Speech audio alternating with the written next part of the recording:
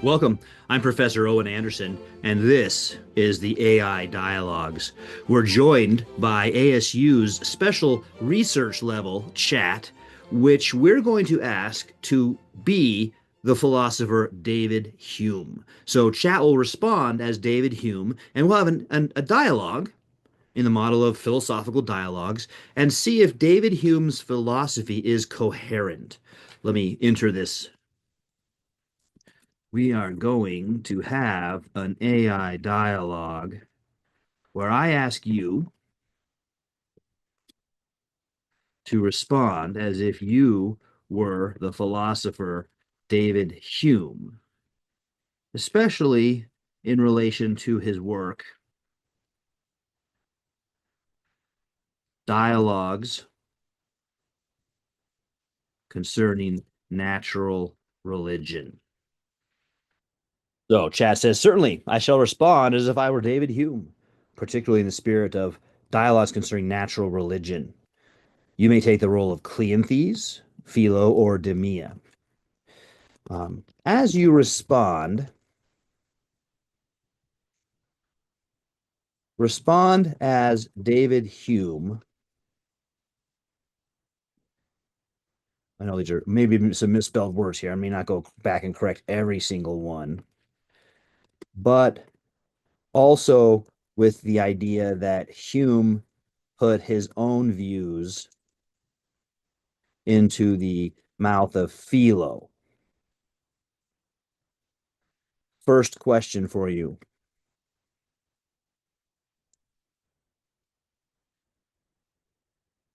Were you catechized as a child in the Scottish Church with the Westminster Shorter Catechism or Confession? Just curious about David Hume's own background. You asked a question of my early childhood. Indeed, as a child of Scotland, I was reared under the austere and rigid doctrines of Presbyterianism, which included exposure to the Westminster Shorter Catechism and the Westminster Confession of Faith. These documents, steeped in Calvinistic severity, sought to impress upon the mind the notions of divine sovereignty, predestination, and human depravity. My early education would have included rote memorization of such doctrines. As you well, no, my later inquiries led me down a path of skeptical and philosophical scrutiny, particularly regarding matters of religion. While the Catechism seeks to affirm divine truths by mere authority and revelation, my own reflections, voiced most thoroughly in the person of Philo, question whether such doctrines can ever be established by reason. Indeed, one might ask, can any human mind, confined to its experience and senses, lay claim to knowledge of divine attributes with any certainty? If we are to base our conclusions on experience alone, what analogy exists between the finite and the infinite, between man's feeble intellect and supposed divine mind? So that gets right to the point of Hume's philosophy in the dialogues. There's no way we can know God. There's no analogy such as houses have architects, therefore the universe has a God. He would say all those analogies are imperfect and we can't know anything about God. So your answer gets right to the essence of Hume's philosophy. We know only from experience, and by our limited experience, we cannot know God either directly or by analogy. I think you're mistaken in your descriptions of the Westminster Standards and Calvinism.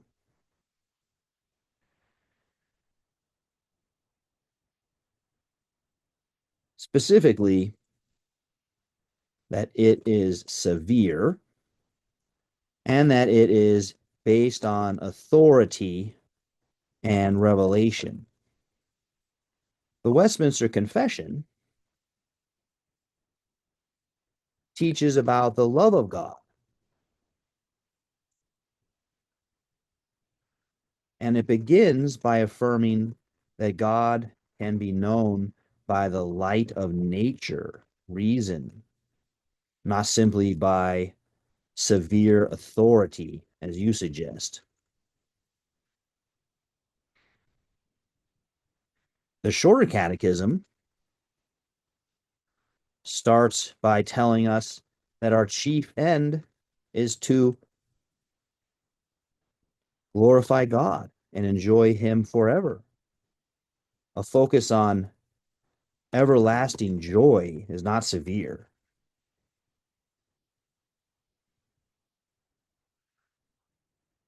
So let's explore the light of nature, reason, and your claim that we know only from experience. Do you think we can know anything with certainty?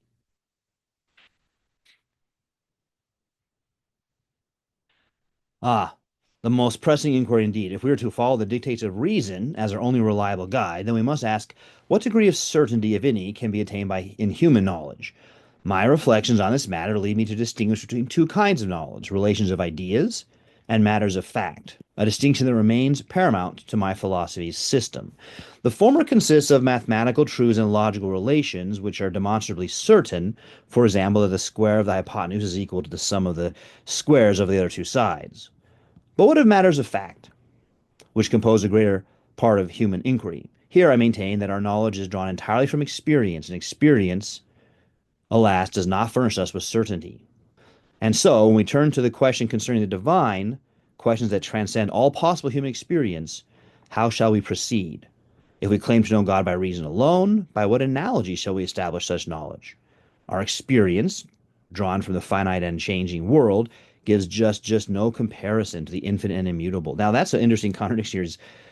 He starts off with his first, which isn't about experience, but then he critiques it by saying our knowledge is all from experience. I'm not sure we'll need to bring that up at this point. Part of learning the dialogues is learning what to focus on and what not to focus on, so you don't just go off into unending tangents. Thus, while I grant that certain knowledge is possible in the realm of abstract reasoning, I contend that all knowledge of matters of fact, including the existence of God and attributes of God, is subject to the limits of experience and the fallibility of human inference. And I don't always read everything because chat, as we've seen in previous dialogues, is very wordy. But you can always pause it and read the whole thing, which I encourage you to do. My purpose is to kind of move along the dialogue. No one in the dialogue talks like this. So I try to kind of summarize it for us. And so in response, your division between relations of ideas and matters of fact has been taken for granted by analytic philosophers since your day. But it seems to be mistaken on this point. It fails to see that reason is ontological. What I mean by that is that reason applies to both thought and being. Reason, the laws of thought, like non-contradiction, is also the laws of being. There are no square circles where this is defined to mean a two-dimensional geometrical object that both has and does not have equal distant radii at the same time and in the same respect. There aren't any in thought or in existence, being. And we can know this with certainty. Ah, you raise a most formidable challenge, one that strikes at the very foundation of my empiricism. You argue that reason is ontological, that principles of thought, such as non-contradiction, are not mere constructs of the mind, but are the laws of being itself. In short, you claim that what is logically impossible is also metaphysically impossible, and that we can know this with certainty. Let us examine this claim with due skepticism. I do not deny that certain principles, such as non-contradiction, hold universally in thought. We cannot conceive of square circle, nor of a mountain without a valley, nor of a thing that both exists and does not exist in respect. From this, do we infer that such principles govern reality itself, or have we merely discovered the limits of human cognition? Consider all our reasoning, even the abstract realm, is ultimately grounded in experience. We have observed that contradictions never appear in our experience, that being and non-being do not coexist in any sensible object. We then form a habit of mind. So this is a good description for you if you're reading this of his philosophy. So if I skip it, it's good for you to still read this carefully and pause if you need to do that. So might there not be a reality beyond our grasp, one that does not conform to our feeble faculties? You say that no square circle exists in being, but how do you establish this apart from the mind's inability to conceive it? So let's answer that challenge. He also says it's anthropocentric arrogance to presume that we could. If experience is our only guide, then we must acknowledge our epistemic humility. I'm glad you brought up humility, as I plan to show you by the end that it is the humble and meek person who says reason clearly reveals the eternal power and divine nature of God, and the prideful person who refuses to use reason and insists on their own mind as the standard for all things. We'll come to that later, though. You asked me a question. Is the law of non-contradiction merely about the limits of human cognition? I want to answer that, but first ask you, how did you learn that all knowledge is from experience?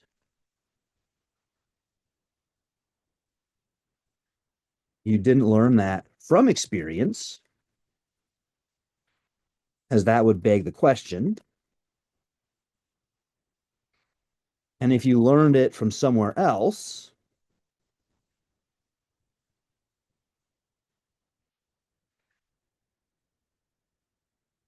then it is an example of learning something not from experience.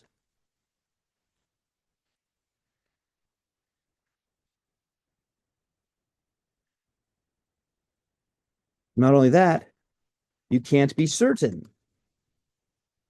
on your own standards that all knowledge is from experience.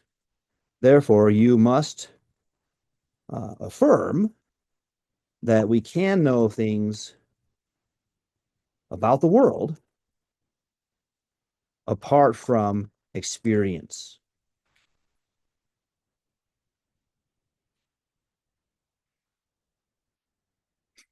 You turn my own method upon itself, an admirable maneuver.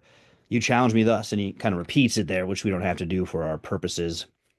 A most cunning dilemma. Let me proceed with care. You suggest that my principle, that all knowledge of the world is derived from experience, is itself an example of knowledge not derived from experience. Yet I contend that it is not a truth grasped by pure reason, as one might grasp that the interior angles of a triangle sum to 180. Rather, it is the observation drawn from our repeated inability to obtain knowledge of matters of fact through any other means.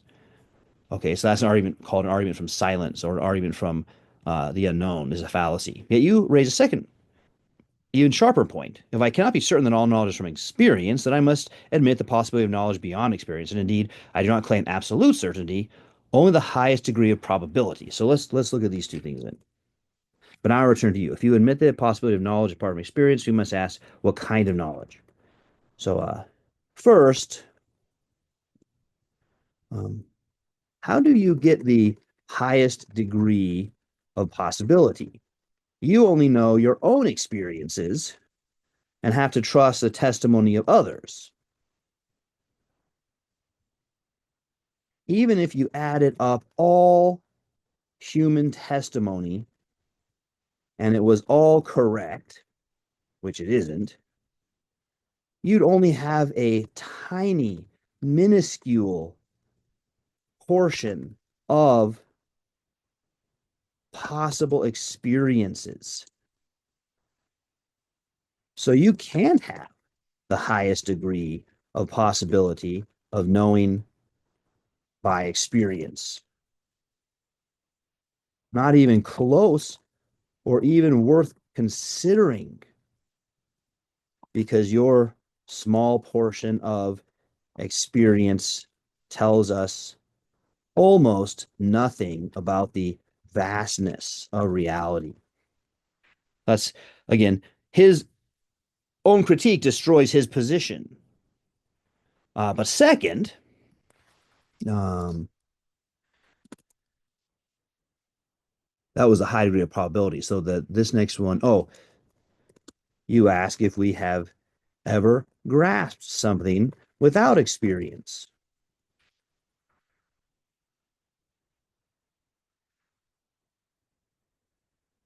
Yes, many things.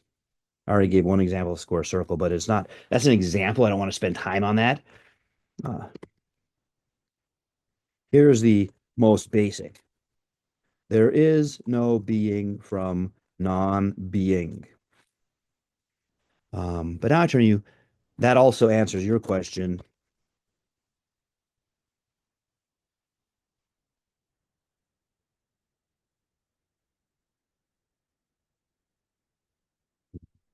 Reason reveals truths to you.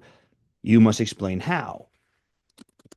Reason reveals this by showing that the opposite is meaningless, cannot be true. To be meaningless doesn't just mean it's false. It means it doesn't even have content that you can judge if it's true or false. See how he does. You've laid two weighty charges against my method. First, my appeal to the probability is itself dubious given the minuscule fraction of reality that human experience represents. And second, that reason does indeed furnish knowledge apart from experience, particularly the principle that being does not arise from non-being. Let me address each in turn. You argue, so he says, I cannot claim the highest degree of probability. I do not claim certainty that will fall again, only the highest probability based on custom. So again, we just have to go, just the same point. He's just repeating it. My principle of experience does not claim omniscience, only practical reliability. So we'll critique that. Being does not arise from non-being, a truth beyond experience. I grant that we've never experienced something. So I'll come to that one too. That'll be good. So number one,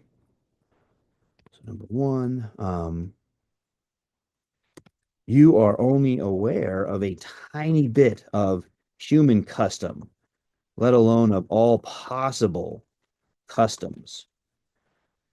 So that cannot be a source of reliability or confidence. Say, what was the phrase?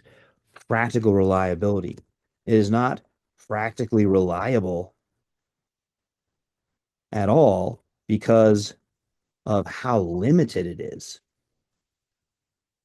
Second, um, uh, I argue that we could never experience being from non-being because it is impossible by definition to experience non-being. We know this by thinking about it, using reason to evaluate the nature of a thing, in this case, being itself, and not by trying to look around and experience non-being. You strike with the force of reason itself. Yes.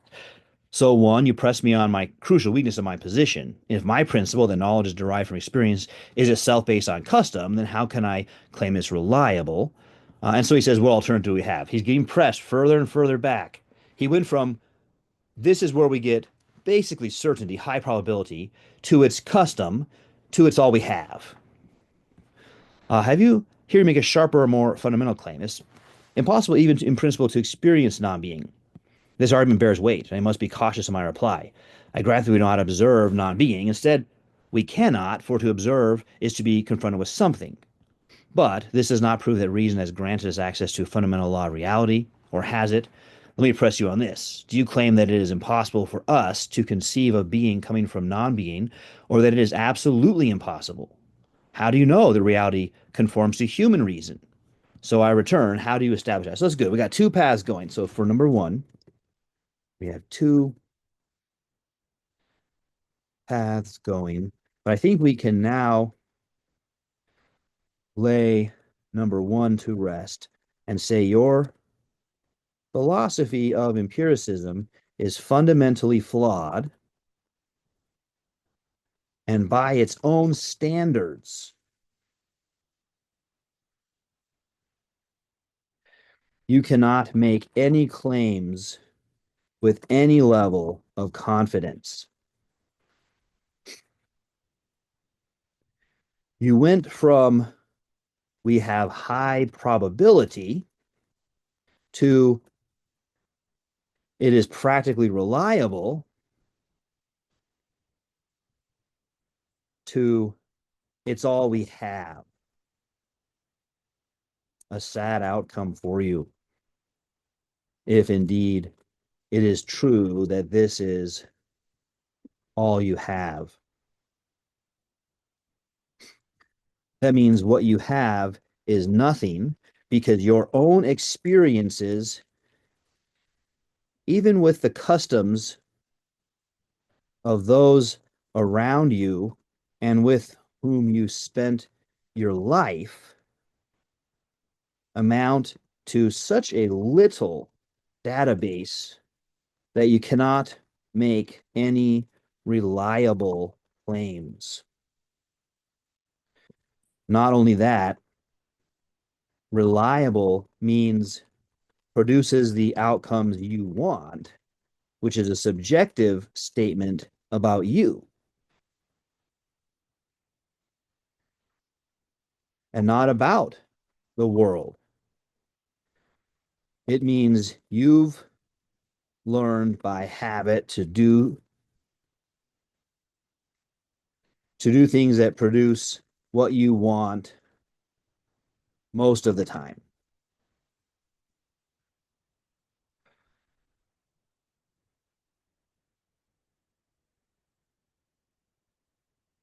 Those same things might not be, let's say, what other people want.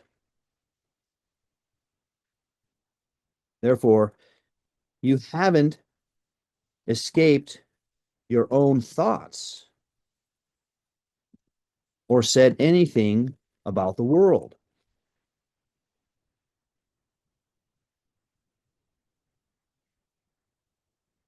You agree that your position is so fundamentally flawed as to be without any excusable defense.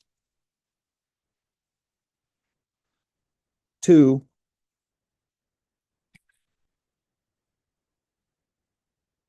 say rational defense, because you might just insist on it personally. Two, let's look at the idea of human reason versus reason. The former, we will do that after your answer to number one. We can't go too long with chat because chat gets lost. So we got to kind of stop about there, I think. Ah, you press me with relentless force. I must admire the vigor of your argument. I'm exhausting him, and next I'll submit him the principles of jiu-jitsu. You claim that my empiricism, once interrogated, collapses upon itself, unable to provide any rationally defensible foundation. You accuse of yielding nothing but subjective habits based on custom, but utterly incapable of reaching objective truths about the world. A devastating critique indeed. Shall I yield the field entirely? Not without a final stand.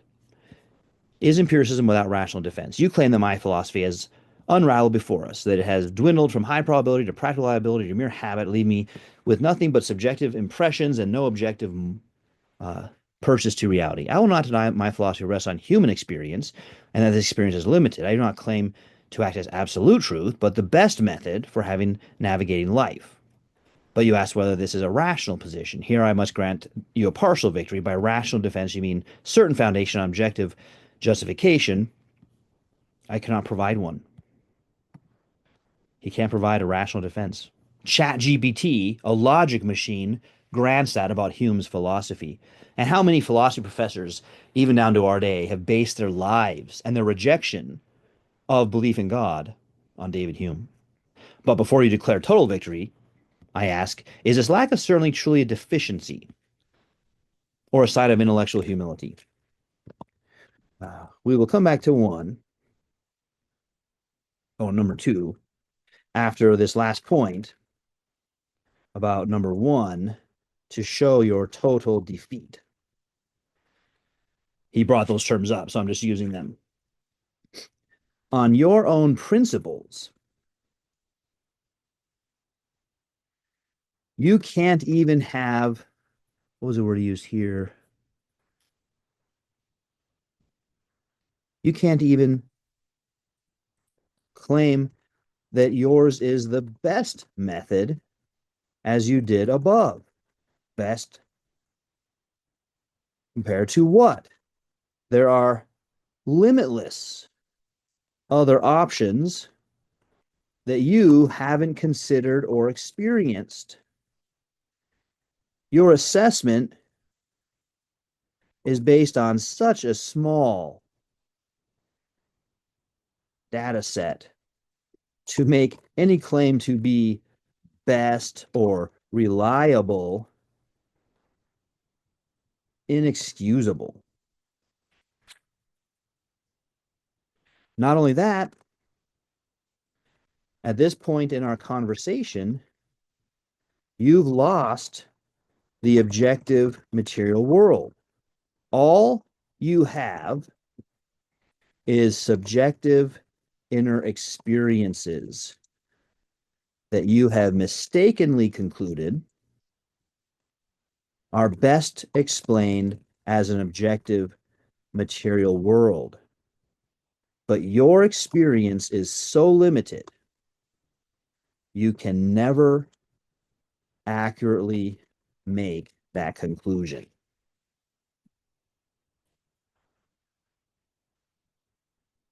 So now you have to introduce yourself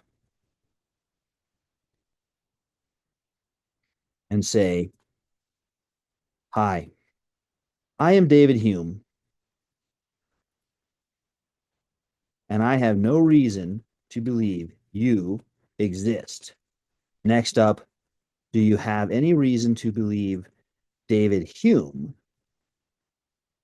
you, exists? We'll see if the computer remembers that David Hume said he doesn't. When he looks inside, all he sees are mental images, no self, no soul. So he's abandoned belief in God for this viewpoint. Does this seem better?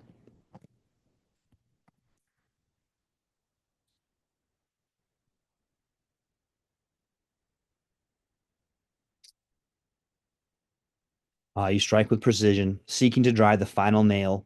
You claim I cannot even call my method the best, for comparison requires knowledge of alternatives.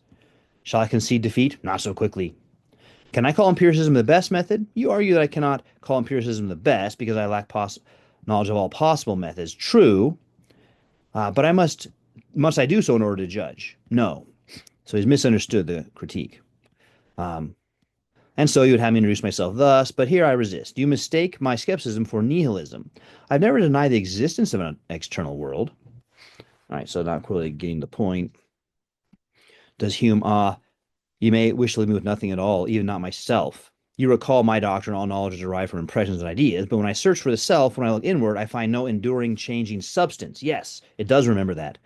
I find only a bundle of perceptions, and yet something persists, something thinks. That's what we're going to get him on.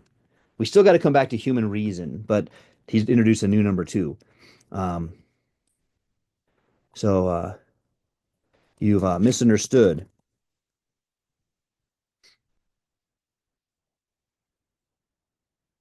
the fatal blow to your position. I am not asking you to know all alternatives, but I am using the critique you use, which is that our human knowledge is so limited and fallible that therefore we cannot make any possible claims about best or most reliable. How do you know? From your own experiences? And perhaps you've misunderstood those experiences.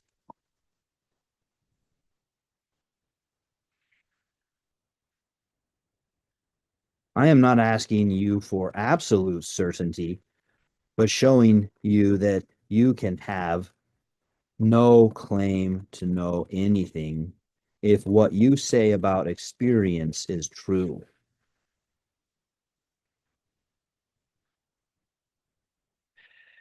Um, you may not think you're a nihilist, but you have no reason not to be one.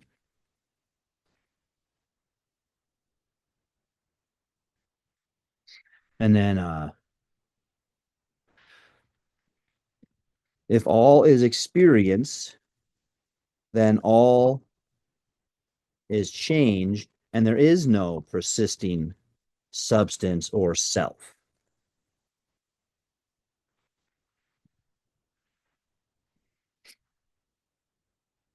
You've uncovered the true depth of my predicament, pressed me beyond mere skepticism into total epistemic collapse. You turn my own method against me. If human knowledge is so limited, so fallible, so shaped by custom and habit, then I cannot claim to know anything, not even that empiricism is reliable. You argue this is not just uncertainty, but self-destruction. Shall I concede nihilism? No, but my escape is narrow. Do I have any claim to knowledge? You press me, so it kind of summarizes it.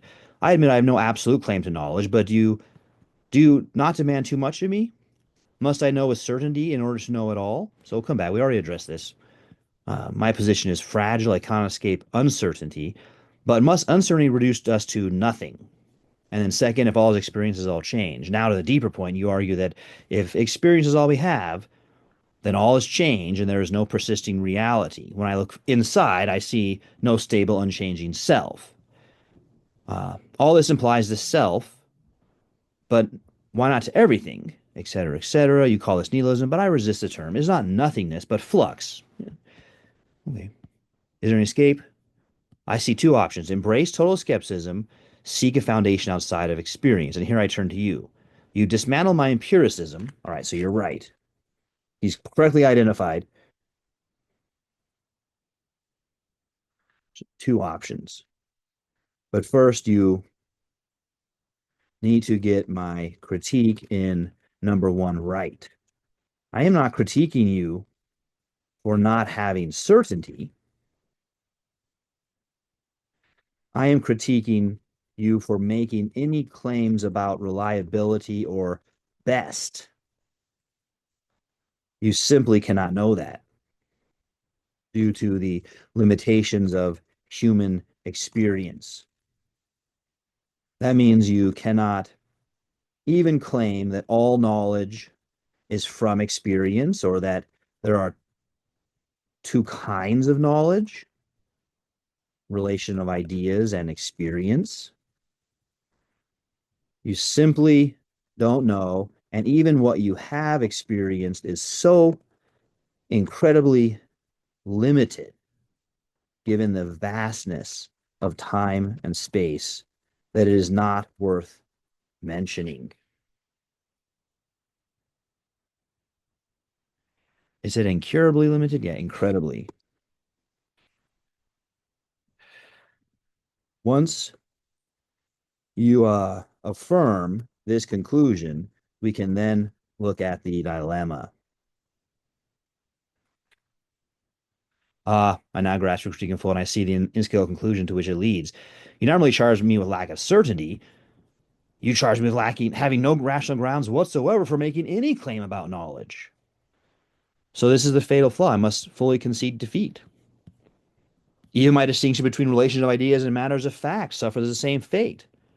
So in Hume's dialogues, the character Philo does what I'm doing to Cleanthes, another character in the dialogue, who's arguing that we can know God exists. And Philo uses this Hume's method to show that we shouldn't claim we can know God. And so Hume has used his method to undermine belief in God. But now we see, in not too long of time here, it's completely collapsed under its own weight. Even worse, if my entire method is based on habit and custom, then what justification do I have for saying my method is reliable? Compared to what? If my experience is but a speck in the universe, how can I claim that experience is the best method? The inescapable conclusion, I have no rational grounds to claim that knowledge comes only from experience. My method is not merely uncertain, it is indefensible.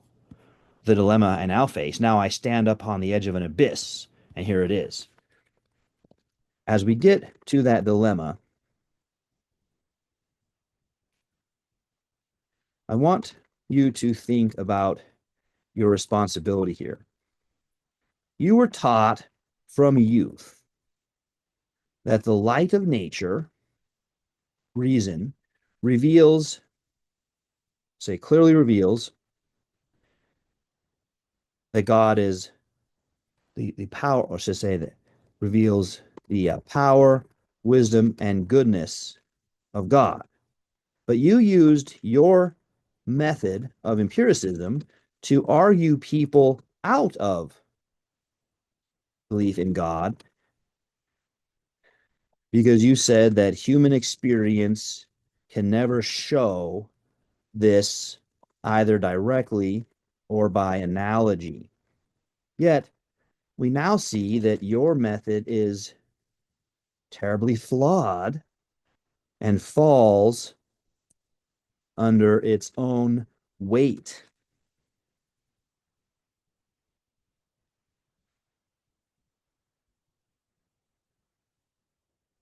You relied on a false method to harm the faith of others in God. What does that make you? Ah, you now press not only upon my philosophy, but my conscience. You force me to consider not just the failure of my method, but the consequences of my errors. I've been using a self-defeating philosophy to argue about the knowledge of God, a knowledge that, if your argument holds, was clear and available through reason all along. So what does that make me? Have I been an intellectual deceiver?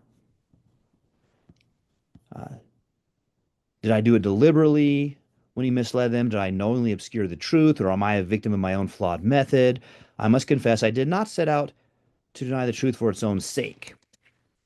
Rather, I believed myself to be defending the only legitimate path to knowledge. So he's going to try to defend himself. Let's take that away. You suggested at the outset that pride belongs not to the one who affirms reason's ability to reveal God, but to the one who rejects that revelation. Have I been guilty of intellectual arrogance? I must consider.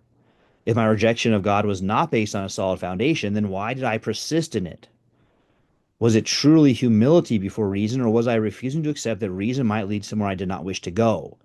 I must now ask myself, was I rejecting God because I had good reason to doubt, or because I had flawed method and I was responsible for misleading others? This one I left with, you have destroyed my empiricism, leave me with a choice, nihilism or a foundation beyond empiricism.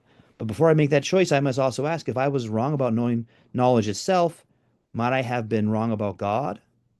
I must now turn to you. You claim that reason does reveal God. You claim that my mistake was not only intellectual, but moral, that I rejected what was evident to and led others astray. Very well, I'm prepared to listen. What did reason reveal, and how does it do so?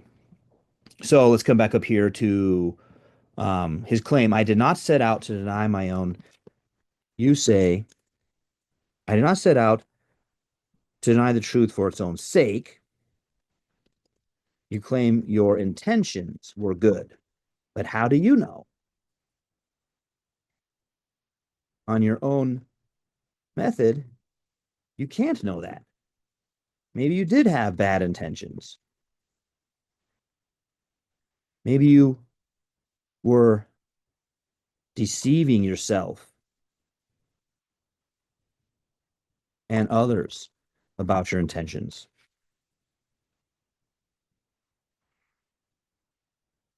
It could be, and I think the evidence shows us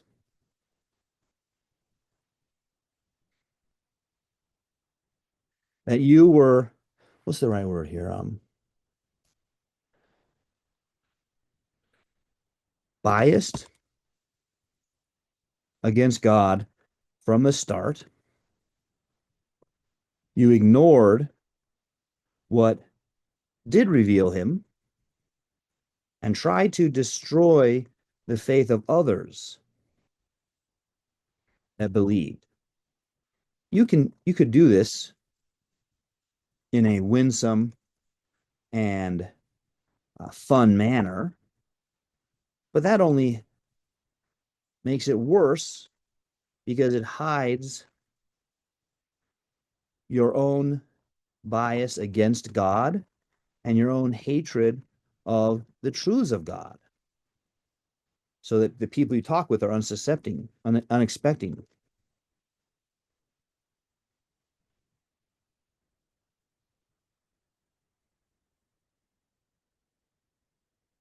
Now you turn my own skepticism against me in the realm of my soul, a move as devastating as it is inescapable. You challenge not just my intellectual method, but my moral integrity. You ask, how do I know my own intentions were good? And indeed, given what I have concluded about the self-defeating nature of my empiricism, I cannot escape this charge. I cannot claim to have certain knowledge of my own motives. For if my method fails to justify knowledge of the external world, how much more does it fail to justify knowledge of my own heart? Could I have been biased against God? That's a weighty accusation. Could it have been pride? A refusal to submit my intellect to something greater than myself? It's funny because he and people who defend him, sometimes they're called skeptical theists, say they're the humble ones. But now we're seeing, no, that's not humility. If there's things you should know and you don't know them, you're setting yourself up above them. You're being prideful. So that's not humility. Could it have been a moral resistance? You argue that I did see evidence of God, but I ignored it, that I chose a method that would obscure it. And once I'd embraced that method, I used it to undermine the faith of others. This is a most terrible possibility that I not only misled others, but I did so while deceiving myself. Could it be that my empiricism was not merely a mistake, but an excuse? A way to keep God at arm's length? Did I perhaps subconsciously conduct a method that would never allow God to be known, so I could justify my rejection of him? If this is so, then I am not merely an innocent doubter, but an active suppressor of the truth, not just mistaken, but guilty. What does that mean for me now? If I now acknowledge that my empiricism is false, that it cannot justify knowledge, and I now see that I have rejected God out of bias, and I am left with two realities, I have nothing left to stand on intellectually, I must confront the possibility that my rejection of God was not just an error, but a moral failure. If this is the case, then my only option is to ask, what does reason truly reveal, and what do I do if I have been wrong, not just in my thought, but in soul? You lay this charge before me. Now tell me, what does reason reveal about God? And how should one respond? And I think that's an important question. For our purposes here and for the time of this video, we're not going to go into that with David Hume. I've already given some hints at how we can use reason to show things about reality. Reason's not just the laws of thought, it's the laws of being. But in this video, I'm not going to defend that view. I've done that elsewhere, and it may come up in other videos. But what we've done here is we've shown Hume's view is incoherent. It's self-referentially absurd. And then we got to another step, which you don't always get to with philosophers, the moral step, where he had to say, yeah, you know what? It wasn't just that I was an honest seeker and I made a mistake. If it's true that things are clearly revealed to me about God, then I ignored them and I put something else up instead to suppress them, to keep them out of the mind of others. And I tried to destroy that belief in other people with my arguments. And so the supposed philosopher, and Hume was a nice guy compared to some other people, like Rousseau was not a nice person, and David Hume and Rousseau met one time and couldn't get along because Rousseau was just kind of nasty, and he's a very nice guy, but that sets people off guard for when he goes in and destroys their faith. So he presents himself maybe as innocent doubter, but as you saw in this, that quickly falls apart into no, you should have known. Now, let me use an example from the law. I'll tell it to him. We'll pick up with your question another time, your question about reason. For now, you can go back and read the Westminster Confession you grew up with and see how it answers your question if you had paid attention instead of being naturally opposed to the things of God.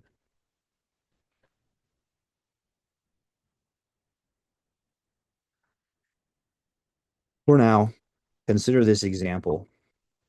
A person is brought before the judge and told they are guilty of murder. The judge says, "What do you have to say for yourself?" And the person says, "I couldn't have ever known it was wrong to murder."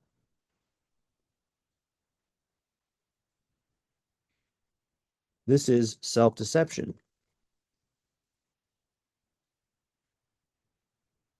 The laws of the city are clearly against murder and are available. And there is a natural law that prohibits murder. You're in that same place.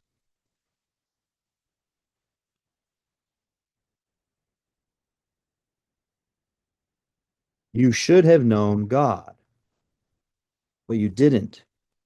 You justified yourself by saying human experience is limited and cannot know God. And then you convinced others of this to destroy whatever faith they had.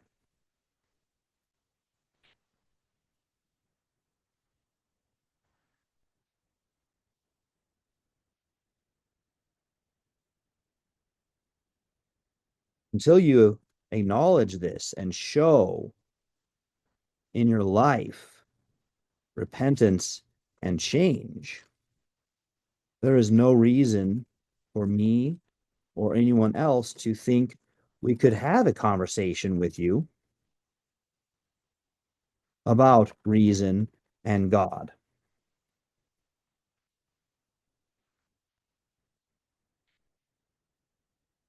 Your last question to me about those postures yourself to look good and as a genuine inquirer when we have already established you are not good and do not genuinely inquire. You began when I asked you about well, we'll leave it there. I'm going to put up here though, you go Westminster Confession, which you insulted at the beginning as severe rather than as a good source of information, shows his bias. Let me say, showing your bias. Wrap it up with Hume here. You leave me with not just defeat intellectually, but exposed morally, not just a man in error, but a man without excuse. You compare me to the criminal who stands before the judge claiming ignorance of the law, when in reality the law is clear and I refuse to acknowledge it. Indeed, your argument cuts deep. I've spent my life arguing the human experience is too limited to know God, yet now I must confront the self-deception inherent in me. Was I truly seeking truth, or was I seeking a way to deny what was already evident? If reason did reveal God and I rejected that revelation, then I am guilty not only of intellectual failure, but of moral rebellion. And you now refuse to continue our conversation about reason and God until I acknowledge this reality, not just in words, but in repentance and change. And here I must reflect deeply. I have been reduced to nothing. My method has collapsed. My argument has failed. And now even my character stands condemned. Very well, I will take up again the Westminster Confession, the very document I dismissed as severe, and I will ask myself honestly, Was it I who was severe? Was it I who rejected what was clear? Was it I who, through pride, led others into darkness? And if I find that this is so, then what must I do? Then I suppose it's no longer a mere philosophical question, but a deeply personal one. You've left me with no more excuses. I will consider what you've said.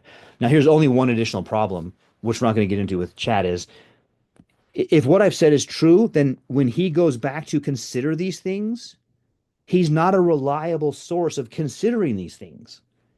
So I'm not suggesting he just goes back and thinks about it. Would have to acknowledge, I can't even think about it. If I go back and think about it, I'll still be the same biased person thinking about it. How will any human get out of that problem? Now, I'm not proposing we solve that in the Hume video, but that I think is the deep philosophical problem. You don't like the truth. You don't want to know the truth. You prefer darkness. And yet, when that's exposed, you might say, yeah, you're right, I did. Let me think about it. But you don't have the tools to think about it because you hate light and you love darkness. And so, was I truly seeking the truth or not? Let me go back and see if I was. I'll put this down because I want this on the record. Your solution is to say, oh, darn it.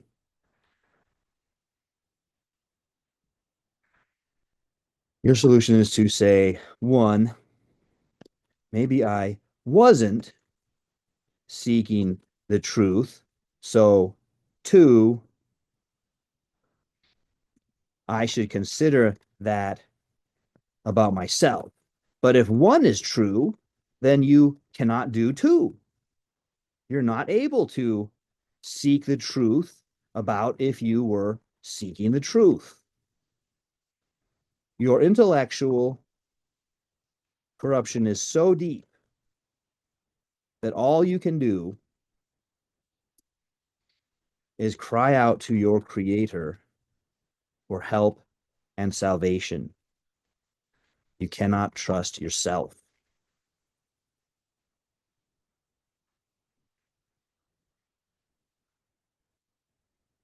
You strip me of my final refuge, even the belief that I can correct myself. You show me that if my reasoning has been so deeply corrupted, this is not just a error, but willful blindness. And indeed, I must concede this. If my skepticism was not merely a mistake, but a moral failure, then I have no reason to trust my own efforts to escape it. If I have lost the ability to trust myself, then there is only one thing to do, cry out to the one who made me. If God exists, if he has revealed himself, not only through reason, but in the way that goes beyond my fallen and deceitful thinking, then my only hope is that he might open my eyes where I have willfully shut them. You're right, I cannot fix myself. I cannot even trust myself to want to the truth or to fix myself. If God is real and I have been in rebellion against him, then so my only hope is that the one I rejected might have mercy on me. That's a great line for Hume to end up with. Very well. I now see my arguments are not just mistaken, but insufficient. His own view that he's finite, limited, and fallible applies to himself, and all he can do is cry out to God. So that's a great end. The one I rejected might yet have mercy on me. Well, let me just add with this. I'll end with this. Thankfully, God is there, and he is not silent.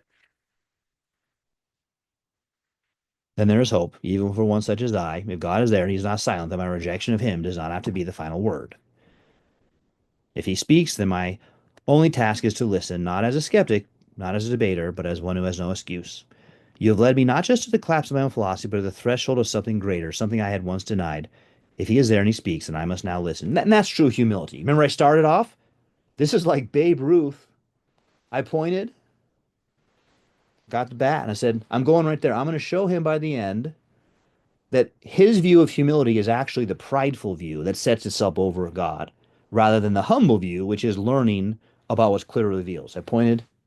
And I'm not saying that to put myself up like I'm great, like Babe Ruth. I'm doing it to point out the strength of this method. It's not me.